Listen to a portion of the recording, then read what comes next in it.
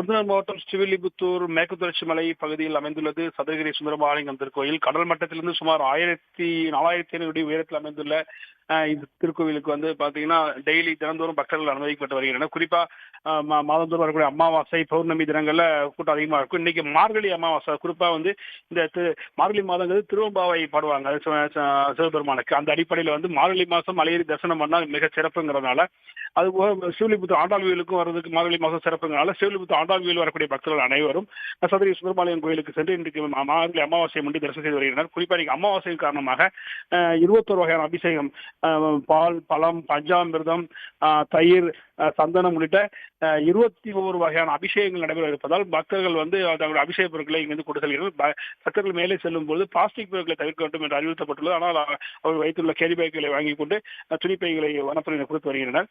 தொடர்ந்து பக்தர்கள் சாமி தரிசனம் செய்வதற்காக மலையேறி வருகின்றனர். 10 மணியோட மேலே அனுமதி மறுக்கப்பட்டது. ஒரு சில பக்தர்கள் இருந்தாலும் அவர்களை அனுமதித்துள்ள வனத்துறையினர் வனப்பாதையில் செல்லும் பொழுது அங்குள்ள நீரோடையில் குளியக்கூடாது என்பது முக்கியமாக அறிவுறுத்தப்பட்டுள்ளது.